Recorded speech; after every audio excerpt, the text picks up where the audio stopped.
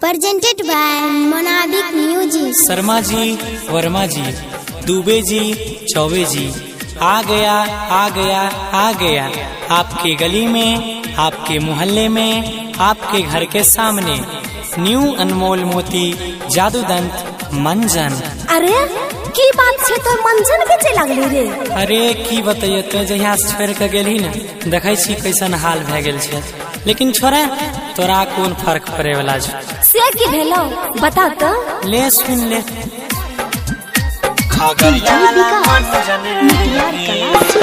Singing by गौरव ठाकुर। प्यार में हमरा कर दिले छौरिया इतना गुंजन के। की भेलो प्यार में हमरा कर दिले छौरिया इतना गुंजन के। तोरा चक्कर में बेचे लागलियो खबरिया वाला मंजन के। तोरा चक्कर में बेचे लागलियो खगरिया वाला मंजन के। काटे छियै दिन घुम घुम के करे छी मनोरंजन के। सुनै छी धंधा में दिल लगाई लेलियै होय छै मनोरंजन के। तोरा चक्कर में बेचे लागलियो खगरिया वाला मंजन के। अच्छा तोरा चक्कर में बेचे लागलियो अनमोल मोती मंजन के। यह प्यार रहो तोरा चक्कर में बेचे लागलियो। तोरा चक्कर में बेचे लागलियो खगरिया वाला मंजन के। सोचने रही है तोरा साथे घर परिवार बढ़ैबै। तू कैला ही गजदारी मंजन के व्यापार बढ़ैबै। मंजन के व्यापार बढ़ैबै। मंजन के व्यापार बढ़ैबै। सोचने रही है तोरा साथे घर परिवार बढ़ैबै। तू कैला ही गजदारी आबे मंजन के व्यापार बढ़ैबै। तू कैला ही गजदारी हे गई मंजन के व्यापार बढ़ैबै।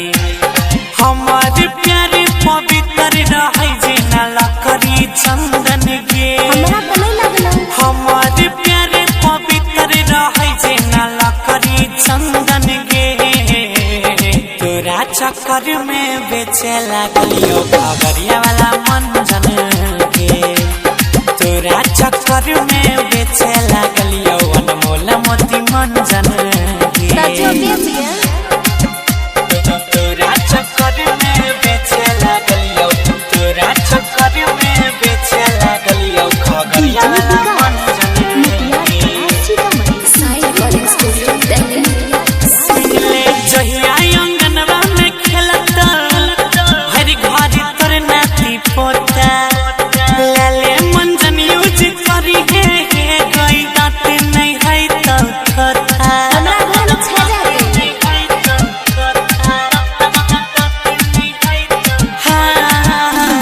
जहिया अंगनवा में खेलता भर घर तोर नाती पोता।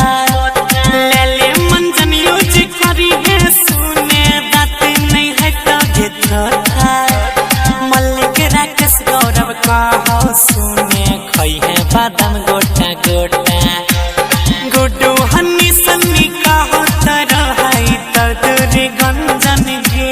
हम बुझौ सा हमरा देखी के हंसै छही है तो दूर गंजन के।